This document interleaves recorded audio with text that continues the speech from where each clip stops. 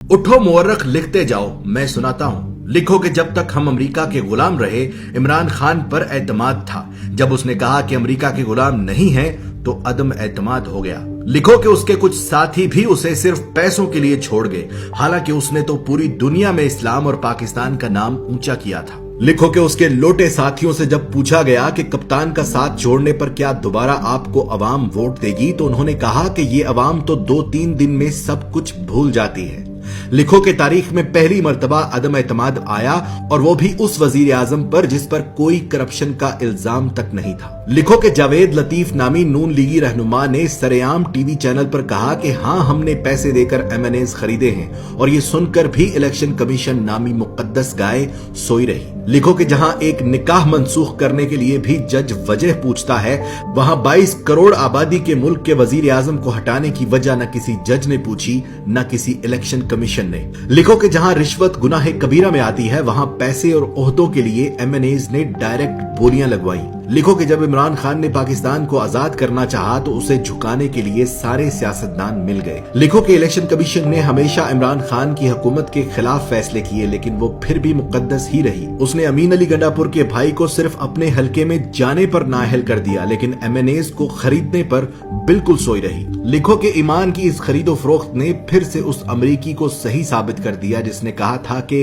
पाकिस्तानी पैसे के लिए अपनी मां तक बेच देते हैं। लिखो कि जब बगैर किसी कसूर के असेंबली में तमाशा लगाया गया, तो अज खुद नोटिस लेने वाले भी तमाशाई बने। लिखो कि पेट से सोचने वालों ने अमेरिका और मगरबी ममालिक के गुलाम सियासतदानों का साथ दिया। लिखो कि वो मर्द मुजाहिद ये जानते हुए भी हक पर खड़ा रहा कि पैसे में बड़ी ताकत होती है। लिखो कि इस्लाम का नाम लेकर सियासत करने वालों ने उस शख्स की मुखालफत की जिसने सारी दुनिया में अपने नबी पाक सल्लल्लाहु अलैहि वसल्लम और इस्लाम पर लगे इल्जामात को गलत साबित किया। लिखो कि हम जहालत के उस समुद्र में रहते हैं कि जहां से हमें कोई नहीं निकाल सकता। लिखो कि महंगी गैरत कबूल नहीं थी, इसलिए सस्ती बेगैरती का इंतखाब हुआ। लिखो कि पाकिस्तान में ऐसा वक्त भी आया कि अगर ये कौम चाहती तो अपने लीडर का साथ देकर उसे गुलामी से निकाल सकती थी, मगर झूठे और मक्कार दज्जाली सियासतदानों ने उनकी आंखों पर जहालत की ऐसी पट्टी बांधी कि पेट की दलदल में औंधे मुंह गिर पड़े। गुलाम थे, गुलाम रह गए।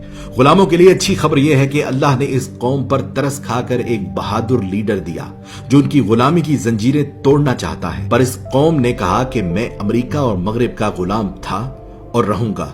मैं गुलाम इब्ने गुलाम इब्ने गुलाम इब्ने गुलाम। वक्त ने साबित किया कि बर्रे सगीर की यह मिट्टी बड़ी बेवफा है। ये अपने जगाने वालों को खुद मार देती है। जैसे बंगालियों ने मार दिया मुजीबुर रहमान को, पाकिस्तानियों ने मार दिया लियाकत अली को, और गांधी को मार दिया हिंदुओं ने। इसी तरह इमरान खान जो पाकिस्तान को पांव पर खड़ा करना चाहता है, इंसाफ का निजाम कायम करना चाहता है, गरीब और अमीर को एक जैसी जिंदगी देना चाहता है, उसकी जिंदगी में भी कुछ ऐसा ही मोड़ है। देखना सिर्फ ये है कि क्या हमने तारीख से कुछ सीखा, क्या हमने अल्लाह पर भरोसा करना शुरू किया, या आज भी हमारा भरोसा अमेरिका और यूरोप पर है। मेरी दुआ उसके लिए जो हक पर है, मेरी दुआ उसके लिए जो पाकिस्तान का सोचता है, मेरी दुआ सिर्फ उसके लिए जिसका ईमान सिर्फ और सिर्फ अल्लाह पर है। पाकिस्तान